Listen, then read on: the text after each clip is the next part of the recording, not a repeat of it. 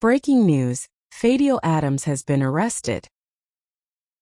On Sunday, the leader of the National Colored Congress, Fadiel Adams, held a media briefing where he alleged that the political killing task team came to the house where he used to stay. They didn't find him there. Then they harassed people who were in the house. He believes that those members were not there to arrest him, but their intention was to kidnap him.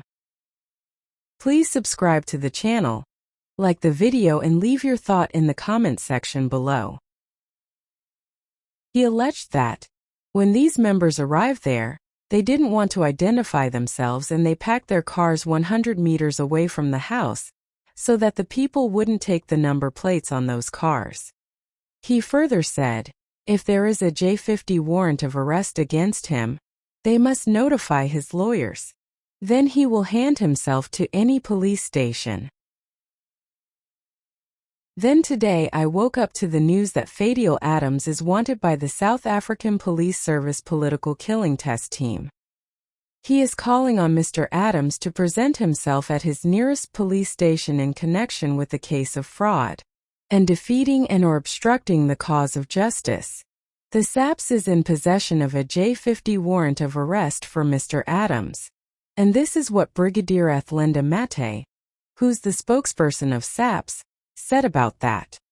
The political killings task team is calling on Mr. Fadiel Adams to present himself at his nearest police station in connection with a case of fraud and defeating and obstructing the cause of justice. SAPS is in possession of a J50 warrant of arrest for Mr. Adams. The warrant of arrest relates to serious allegations that he interfered with ongoing investigations into the murder of the late ANC Youth League leader, Mr. Sindiso Magata. Through investigations, the task team discovered that Mr. Adams interfered with the now convicted and sentenced hitman at a very sensitive and advanced stage of the police's investigation. We have gone through extensive efforts to locate Mr. Adams, including visiting multiple addresses associated with him. Arrangements were made with his attorney to hand himself over on Monday at the Cape Town Central Police Station, but as of now, he has not cooperated. Mr. Adams was scheduled to appear before a KZN court on Monday, but failed to do so. Despite numerous attempts by SAPS to make contact with his legal representative, Mr. Adams has not made himself available to the police.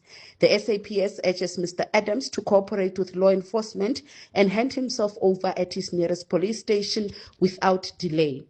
Investigation, we then learned that Mr. Fadiel Adams went to go and visit the convicted and sentenced hitman on this particular case, where he took down statements.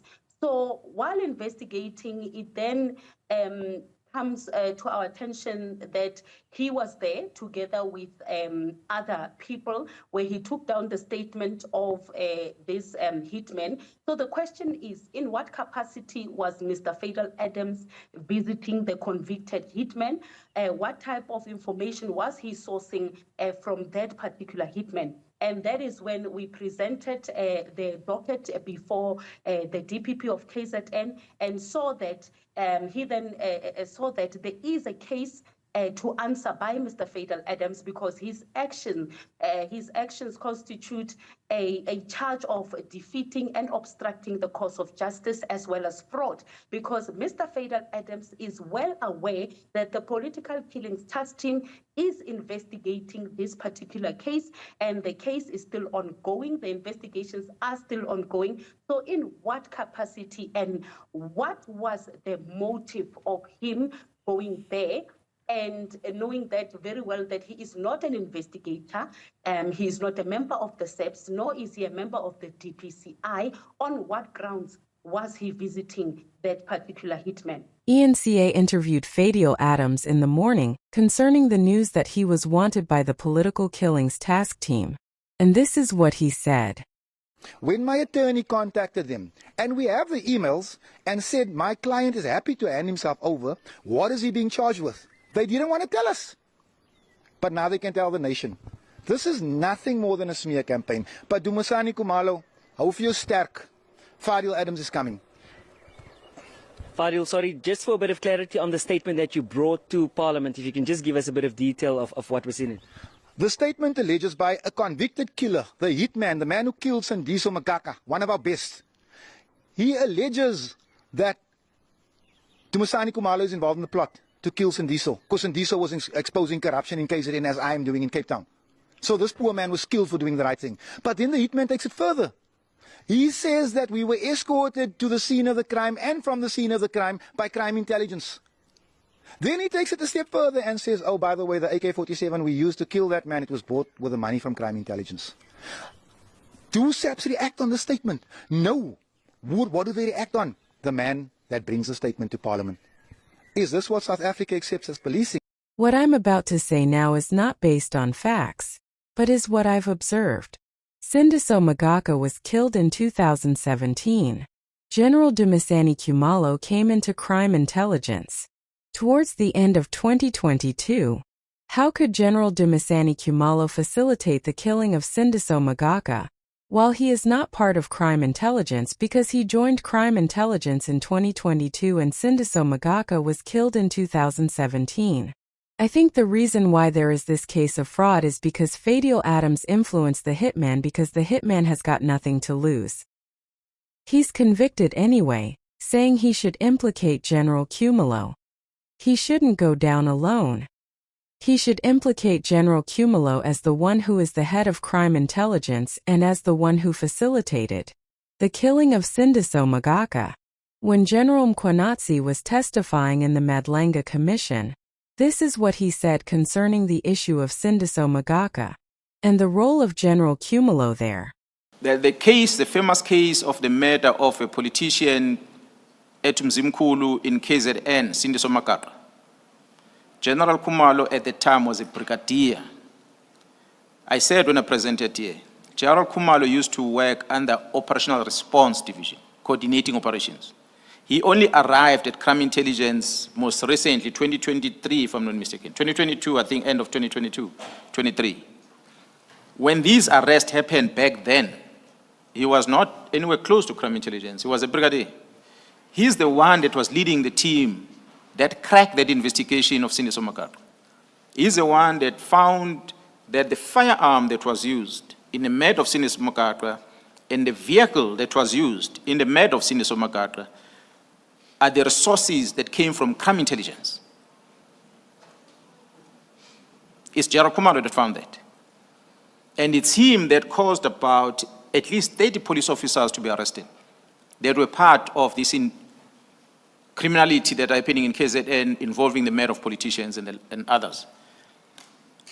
But when the professor receives something from Mr. Adams, that Mr. Adams flew from Cape Town to Durban in prison to go and collect it from an arrested person, and the arrested person makes a story that crime intelligence was behind this, therefore it's Khumalo. And they take that, they run with it. They have no clue. The person they're accusing is the same person that made this arrest, but you are accusing that person. Now, you'll expect that maybe from Mr. Adams and others, but you don't expect that from a professor. Professor should have said, yes, you're receiving me, so let me go and check and verify. Where was Khumalo on this day? When did he start crime intelligence? What was his role? Who was part of crime intelligence when this thing came? You would have picked up that. So I don't know if she's in South Africa or she's not, but I'll be happy if the commission can invite Meriti Haas to come here. Fortunately for us, General Mkhwanazi, when he was testifying in the ad hoc committee of Parliament, he has already told us that the political killing system is investigating Fadiel Adams. This is what he said. There's a case that was opened by Detective Sergeant Thomas this evening, alleging that he was kidnapped and his cell phone was taken and was intimidated on your instruction to get a statement on the blue light situation. Do you know anything about that? Yeah, well, that moves very fast. I like that. Honorable Chair and members, the team is investigating the movements of Mr. Adam. And he goes and he lands in Durban. He is taken with blue lights. He goes to prison. He does what he does in prison. The person that arranged this movement with blue lights for Mr. Adams is a policeman working under me in KZN. This policeman is the one that opened the case. He's a cousin or nephew of Mr. McBride. This policeman, well, I did not know he's related to Mr. McBride, but over time, he's always been sending me a message to try and arrange a meeting between me and McBride. I know it, and I hope he's not going to change it. His profile on WhatsApp, I think, is that of Fidel Castro. That's what drew my attention over time, every time when he sent the messages. But I never saved this message, but every now and then you'll be talking about McBride. But there's a profile that I noticed that's the same person. The team wants to meet with him. I conducted District Commissioner General case in the morning. The team wants to meet with him. I also phoned General Gopal, who's the acting Deputy Provincial Commissioner responsible for investigation, to try and locate this member. Because at one stage, he's from Brighton Beach Police Station, but at one stage he was deployed in the task team in the provincial office that was dealing with drugs. He was working there. And I'm told he has since gone back to Brighton Beach. So I'm talking to these two because the other one's a district commissioner and the other one possible as an acting deputy. If he's still within the team, he might find him there. So they locate him and they tell him to come to the provincial office at General Gopal's office. The team goes there to go and investigate. And I must say, this is a PKTT. It's not just any other team that went to him. I wanted to ask you that. Because it's related to the Cindy Somagata case that the PKTT is investigation. So it is a PKTT that deals with this case. They go to the provincial office, 15 Bramfish in Durban at 17th floor. They meet up with him at General Gopal's supervision. They interview him about his role because the other members that were driving in their statements under oath, they said he's the one that requested, tasked them to go and get Mr. Adams from the airport. We got his name from the members that were doing the job. So when he has to then explain himself, it's part of the investigation. It looks like he did not tell the truth in that interview they were doing with him in the police building. That's what they told me this evening. And they obtained a statement from him. Subsequent to that, they took his phones because they wanted to download them right there and there. I guess he did not expect that the phone are going to be downloaded, which means some things might come out of those phones.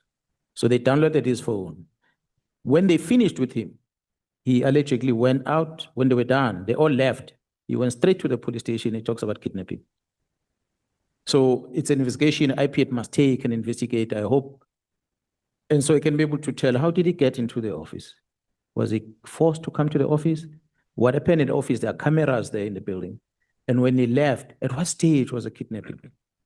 So it's one of those which I think is putting up a case because he does not know how to justify his action. So for me, sitting here after being briefed, and I really said, he's part of the problem. He's caught now, a year later. He does not know what to do, but the truth will come out. Thank you very Thanks much. to Mr. Adams for making the team aware about these things. Thank you very much, General, once again. Thank you.